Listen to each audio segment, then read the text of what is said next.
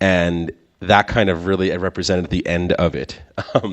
And so yeah, so it was a little, from that perspective, it was a little like, yeah. But it was awesome. Yeah, of course. I mean, it was great. Definitely a really cool experience. I hope you guys all get to experience it. How does it feel like now to hear Socialcam, a division of Autodesk? I don't know. How does it feel to hear Reddit, a division of Condé Nast? Sounds good to me. Actually, I think, to their credit, I think they did a really, really good job of basically leaving us alone. I think they realized they were doing something cool. They realized we had a talented team. They allowed us to keep our own office, keep our own product direction, hire as we wanted, and I really can't complain at all. I don't think our users are in any way having a worse experience because of it. What's next? What's coming up? I don't know. I still feel like I have work left to do at Socialcam. So, I think that in the new year, kind of a lot of the kind of hangover of the deal had passed, and so we've ramped up quite a bit and are working, I would say, close to startup pace again, which is actually a lot of fun. I think that at some point I might want to start another startup, but not sure when that'll be. How many, when you acquired or today, how many people work at Socialcam? We have 6 people. We hired aggressively. I like small teams. I really like small teams. I'm kind of like deathly afraid of large teams now, because like at every point in Socialcam, we thought we needed more people, but like we couldn't bring them on fast enough, so we just had to do the work. And, God, I love small teams. Like, I just feel like that's what startups are about. Like, at least for me, like that's where I'm having my most fun. So yeah, no, I like it a lot. Awesome. Well, that was really awesome. Let's give a round of applause for Michael. Thank you. And I definitely wanted to leave some time just to open up to questions. So if anybody has any questions for Michael, you could just choose people. I've got some questions for you.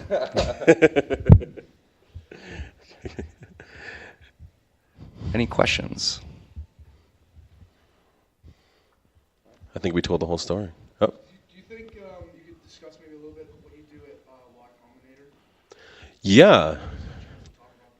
Definitely. So the question is, can you discuss a little bit of what you do at Y Combinator? So Y Combinator is probably a program you guys should all know about. It's I don't know. It's I guess a startup accelerator, but that seems like really silly kind of name. Basically, it's a 3-month program that can help you get a startup off the ground faster than basically almost anything else, especially if this is your first startup. And it's a program that, basically all of us have gone through, some more than once. And yeah, so really what it is it's structured into a dinner every Tuesday night for 3 months, where they bring in amazing speakers, and then a number of full-time and part-time partners who you can kind of meet up with and basically get advice. And so, kind of in my off hours, I give the startups advice, and we have a class of 50 startups in this batch. They run 2 batches a year, it's really, really, really fun to help startups. I think that it's great because having done it, it's like you get to be involved without all the stress, which I like. And that's actually probably a good segue. I know you helped out Airbnb a lot in the early days. Can you talk a little bit about that? Yeah. So Airbnb, I guess that was my first opportunity to help a company where I felt like I knew enough to actually give people advice. And I guess I started helping them in 2008 maybe, or something like that. And basically there were just 3 guys who had this idea and didn't really know anything about how to start a company. And so I was able to kind of introduce them to folks, help them with the product. Justin and Emmett helped them a ton with the product. basically just kind of be someone who they could talk to, deal with whatever internal issues they had, and then kind of the whole team helped them get into YC. And from then, YC just took over. So yeah, no, that was kind of great because, when you help a company, you never actually know what's going to happen. And I've given up trying to pick who's going to be good and who's not because I'm not smart enough to do that. So I kind of feel like I help everyone and roll the dice, see what happens. But it was a lot of fun. And those guys are some of the most tenacious founders I've ever met. Have any other questions? Mike, can you talk a little bit about kind of after you got after the sale, after you had pretty significant money in your bank account, how your life changed and how you expected it to feel and how it felt? So the question is, after the sale, how has your life changed, and how do you expect it to feel, and how did it feel? Not much, weirdly. Yeah, not that much. I think it gave me more flexibility. It gave me the ability to travel more, but I still have a job. I still go to work every day. I still work on Socialcam. I don't live in a mansion or anything. I live in a normal place. I think really the thing that it gave me was a sense of security, kind of a sense that if I were to do something else and I wouldn't have to kind of have life stakes on it. Like if it didn't work out, it'd be okay. But other than that,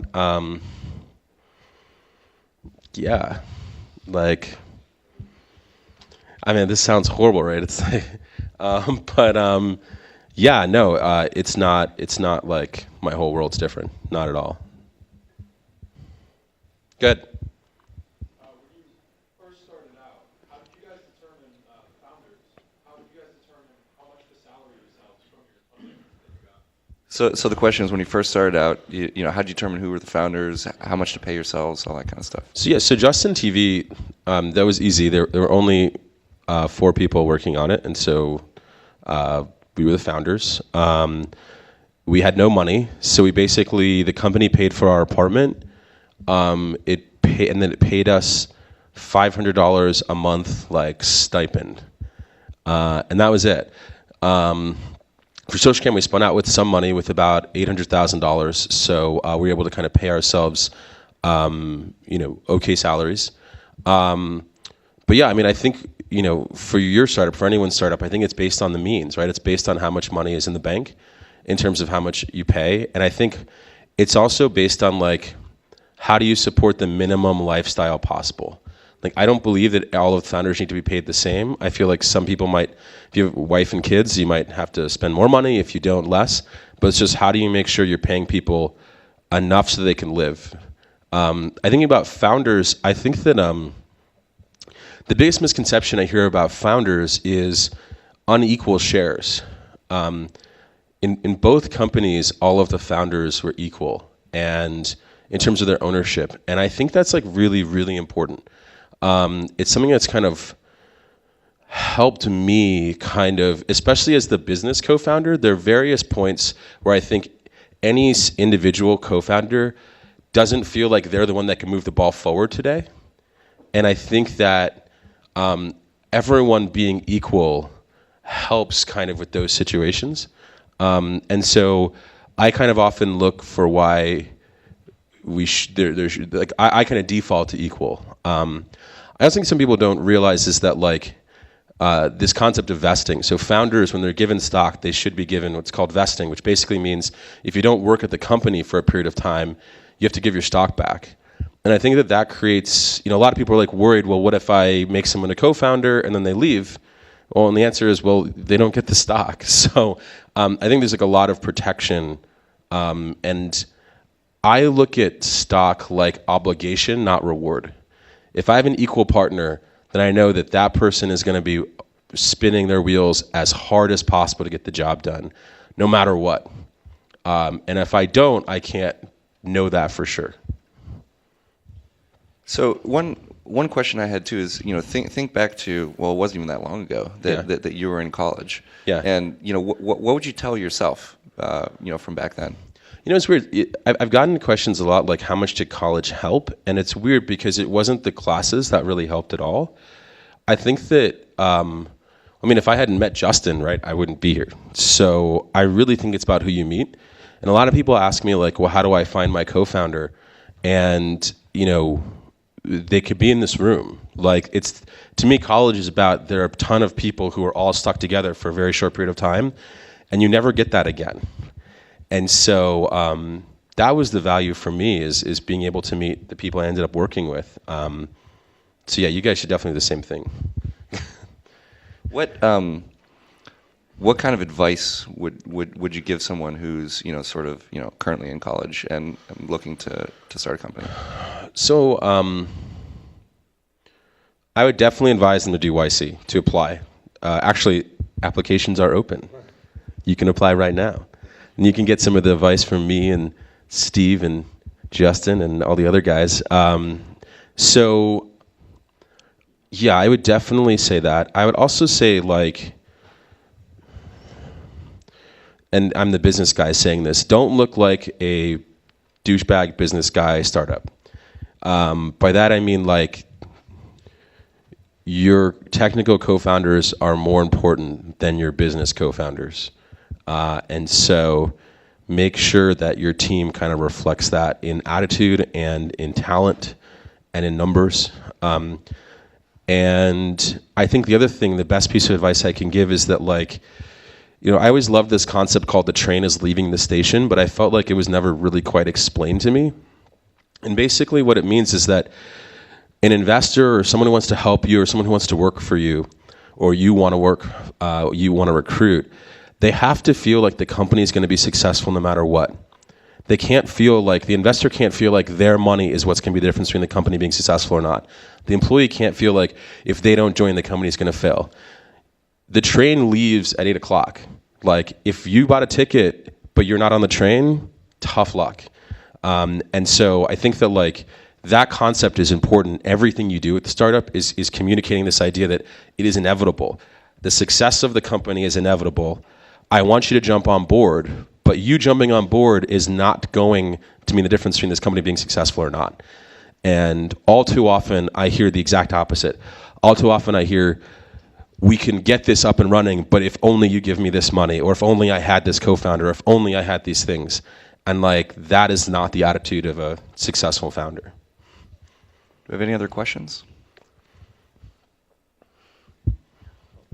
What's your biggest fear as an entrepreneur? So the question is, what is your biggest fear as an entrepreneur?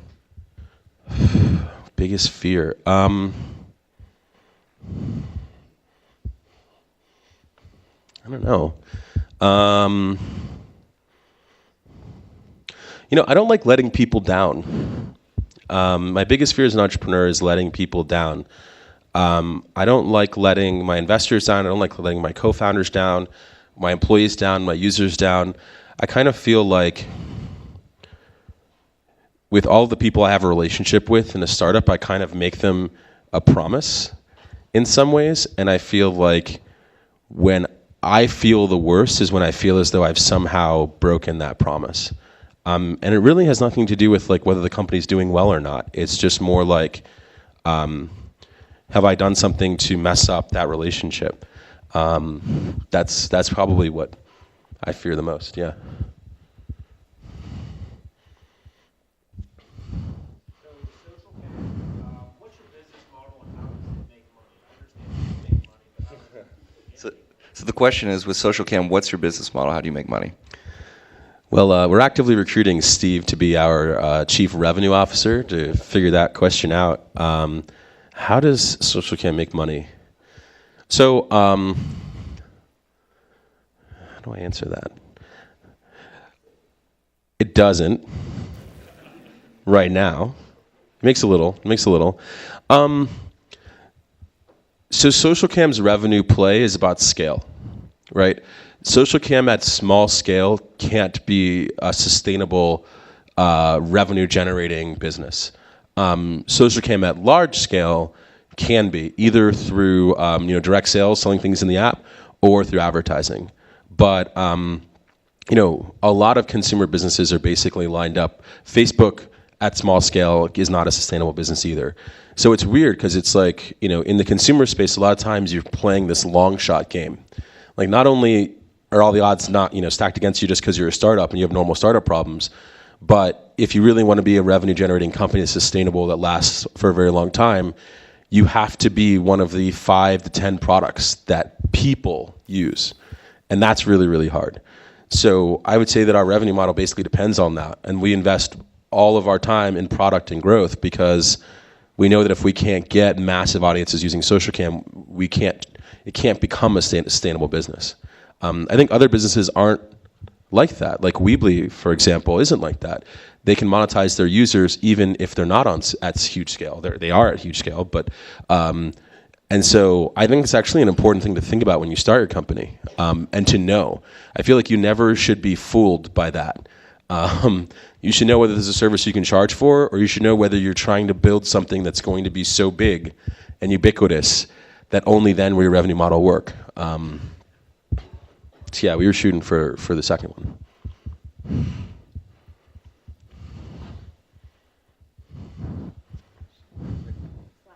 Okay, last question. Well, Michael, thank you very much for coming. Thank you, guys. Let's give Michael a warm round of applause.